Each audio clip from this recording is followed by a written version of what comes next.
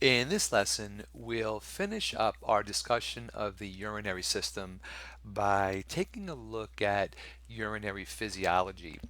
We'll do a brief overview of the three phases or three steps to urine formation. Then we'll take a look at the normal constituents of urine as well as the abnormal constituents, things that we don't want in the urine. A term that you should know, the process of urination is known as micturition. Now, when we form urine, there's three distinct phases if you want to highlight. The first one is going to be called filtration. Then we're going to do reabsorption and then secretion. All right, so let's read this first and then I'll show you a picture to kind of explain it a little bit better. The hydrostatic pressure that's going to be inside the glomerular capillaries is going to force solutes out of the blood into the capsular space, even plasma, and we produce this fluid known as filtrate. Just an interesting statistic, we make about 48 gallons of filtrate per day. So we don't go to the bathroom that much, right? We don't pee out 48 gallons of urine per day. That's because of the second step of urine formation, we reabsorb about 99% of the water and most of the useful solutes, things like glucose, amino acids, things that we need to keep back into the blood. All right, so that's known as reabsorption.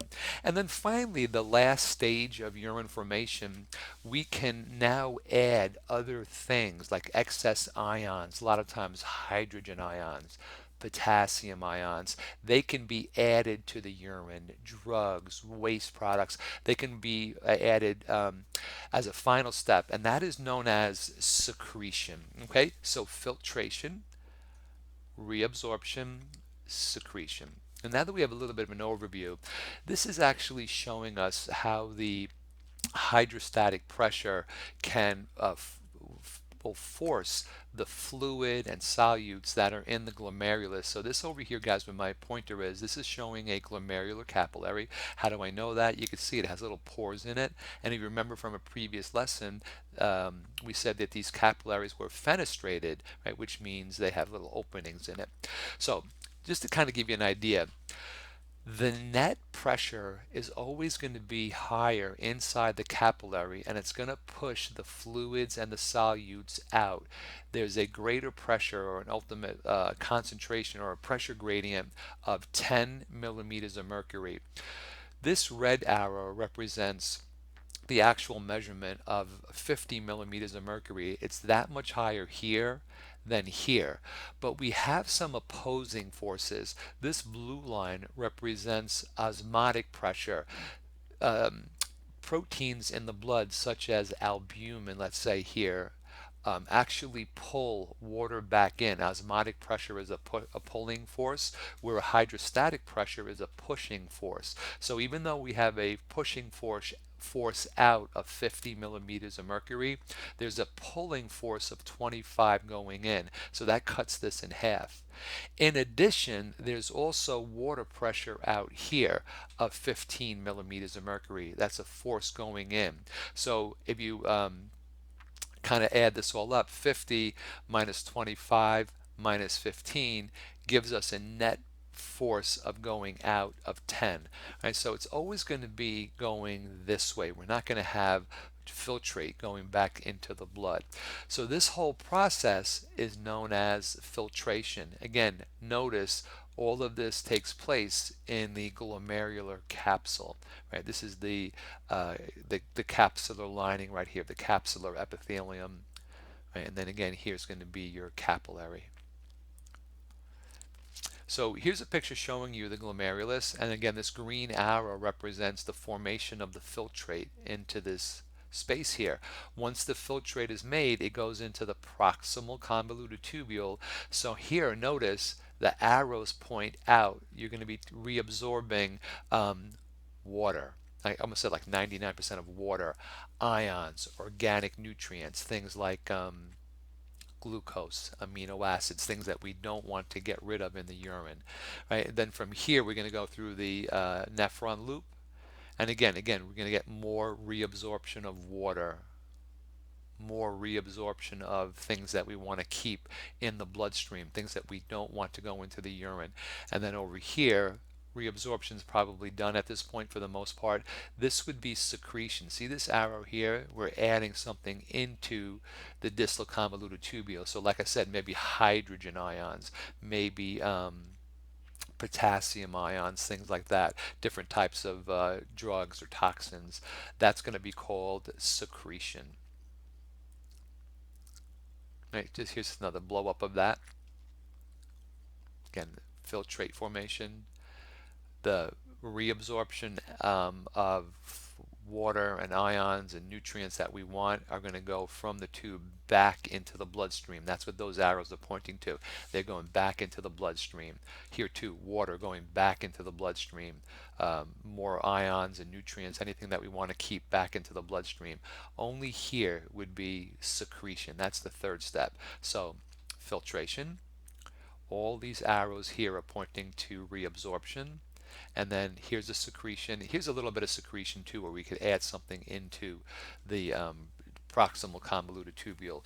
This you'll cover in much more detail in your lecture. This is just kind of an overview. At this point here, we have urine, and now the urine goes into the collecting duct. And we can do more secretion and reabsorption here, depending if we need to get rid of something. And then we finally have urine down over here. So this is an example of a urine sample cup, right, where people can urinate in there, and then we could test it. So let's take a look at the characteristics of normal urine. The volume of urine that we make per day is about 1 to 2 liters. Obviously, it's going to vary considerably based on your activities, how much you're drinking, that type of thing. But typically, urine is yellow or amber in color. If you're dehydrated and your urine is more concentrated, we know that the urine is going to be darker, right? But if you're drinking a lot of water all day, the urine is going to be more water-like. As you see different patients, as you come into contact with different people, you'll see that diet, medications, and even diseases can affect the color of urine. Things that are traumatic, like kidney stones, sometimes they're sharp or they're gravelly. They can cause bleeding, and that can put blood into the urine even. Now, normally when you look at urine in one of these cups and you were to hold it up to the light, if it was a clear cup, you would be able to look through the urine. It would be clear. But if you let urine stand, it will get cloudy upon standing. That's normal. The odor is slightly aromatic, but if you leave urine out for a long period of time, it starts to take on the odor of ammonia. So it will change in odor over time. If you were to test the pH, there's a normal range from 4.6, which is acidic, to 8, which is alkaline. But the average pH, if we were to check it, on average, is about 6. So it's going to be slightly acidic. Remember that 7 is neutral, right? So it's usually acidic, because this is one of the ways that we get rid of excess hydrogen ions from our body. Okay, so 1 to 2 liters per day. Normal color is yellow or amber. This can change based on concentration, diet, medications, trauma. It should normally turn cloudy if urine just stands, and it will also change in odor as it stands longer. It will become ammonia-like. And again, the average pH is about 6.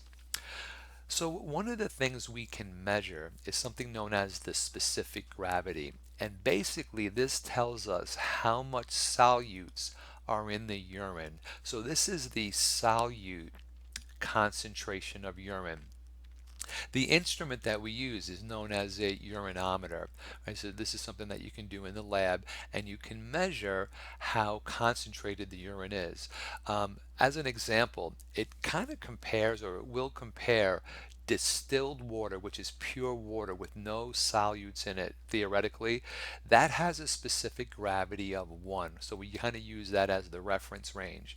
Then urine obviously does have solutes dissolved in it, and that means it's going to be higher than 1 normally. So it ranges from 1.003, this would be a dilute urine, to 1.030. That would be a more concentrated urine, right? If you were dehydrated, you're probably going to be more on this end over here. Okay, this is what we call the specific gravity. So let's take a look at some of the things we don't want to see in the urine. That would include albumin. If you remember from the blood lab, this is a normal blood protein. It should stay in the blood. Maybe small amounts would be normal, but really it shouldn't have any albumin.